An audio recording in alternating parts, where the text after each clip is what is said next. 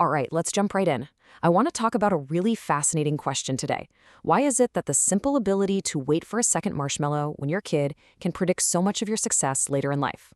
I know, it sounds almost too simple to be true, but the science behind it is just undeniable. So picture this. You're a preschooler, and you're presented with this choice. It was the heart of the famous marshmallow test. And while it seems like a fun little game, it's actually tapping into a fundamental battle that's happening inside our minds every single day. It's that constant fight between wanting something right now and waiting for a much bigger reward down the road. And believe me, the stakes here are incredibly high. The research is just staggering. It shows that the kids who could actually wait, who could delay that gratification, well, they didn't just get one extra marshmallow. We're talking about reaping 10 times the rewards as adults. Everything from higher SAT scores and better careers to more stable, more fulfilling relationships. It's a huge deal. And that brings us to what I call the marshmallow paradox. I mean, if the benefits are so incredibly obvious, why is it so darn hard to just wait? Well, that's what we're going to do today. We are going to decode the Marshmallow Secret and uncover 7 science-backed habits that can help you literally rewire your brain for long-term mastery.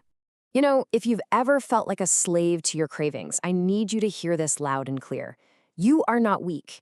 Your brain is likely just running on some really old software. Psychologists call it an event schema. It's basically a mental shortcut that's hardwired into us for survival. It prioritizes the now, the immediate thing, over the abstract idea of later. So before we can even think about fixing this, we've got to understand the glitch in our own code, right? We need to take a look under the hood at our brain's default setting to see why that first marshmallow looks so incredibly tempting. And it really breaks down to 2 competing systems in your brain. On one side, you've got system 1. This is your impulse, the fast, emotional part that's screaming, "Eat the marshmallow now." But then you've got system 2. This is the slow, logical part that can step back, take a breath, and reframe the whole situation, seeing the marshmallow not as a treat, but as something else entirely. So here's the crucial point, the real takeaway. Self-control isn't some fixed moral virtue that you either have or you don't. The best way to think about it is like a muscle. Yeah, for sure, it can get tired, it can be drained, but, and this is the game changer, it can also be systematically strengthened with the right kind of training. And that is exactly what we are going to do right now. Let's get into the first set of these habits. I want you to think of these as the software updates for your brain, the new programming designed to overwrite that old, outdated code. Okay, habit number 1 is this incredibly powerful reframe. You need to see renunciation as a trade. You're not depriving yourself. You're not losing candy. No. You are actively making a purchase. You're trading something of pretty low value right now for something of immense value later on. You are buying gold. Next up, habit 2. Focus on the road, not the mountain. Look, if all you do is stare at that distant peak, that massive, overwhelming end goal, you're just going to get impatient and probably give up. The most successful people, they obsess over the process. They just follow the road, inch by inch, step by step. This brings us to habit number 3, cognitive reflection. That quote you see on the screen, that's what the successful kids in the marshmallow test actually told themselves. Isn't that amazing? They didn't see a yummy, delicious treat. They actively reframed it in their minds into something abstract and unappealing, a cold, round cloud. They literally cooled down their hot, impulsive brain. All right, now for habit 4, conflict identification. And this tackles a thought I am sure every single one of us has had. We rationalize these small choices, pretending they're just isolated events. It's that little voice, right? Come on, just one bowl of ice cream isn't gonna hurt. That thinking, that is the trap. Because here's the reality check. That one bowl, when it becomes a nightly routine, turns into 200 bowls of ice cream over just a few months. It's only when you frame it as a pattern, not a single choice, that your brain's alarm system finally goes off. You have to see the whole chain of events if you want to have any chance of breaking it.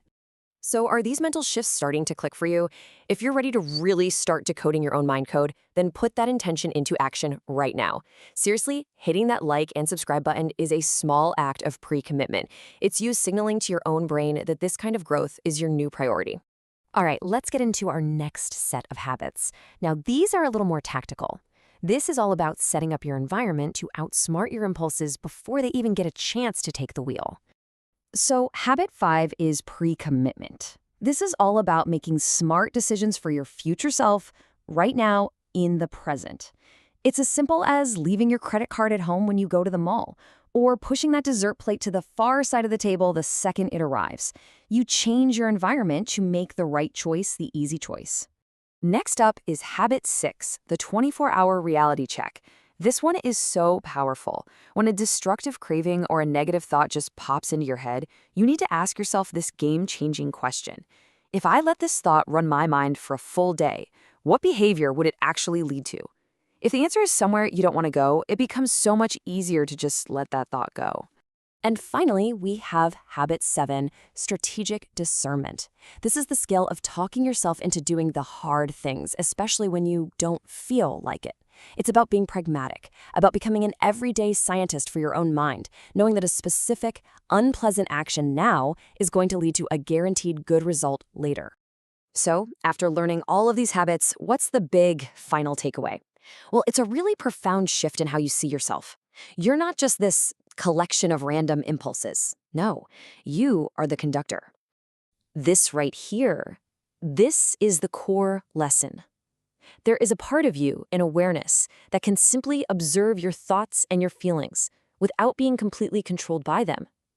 That little space between the impulse and your action, that's where your greatest strength lies. I want you to think of it this way. Your mind is an orchestra. Your impulses, they're like a loud, noisy brass section, just trying to play whatever they want. But you're the conductor. You have the power to quiet them down, to hold the baton, and let the more rational, logical parts of your mind make the final decision. You get to direct the music. So I'm going to leave you with this one question to really think about. Take a look at your own life, your goals, your habits. What is the immediate, sugary candy that you're indulging in? And more importantly, what priceless gold are you trading it for?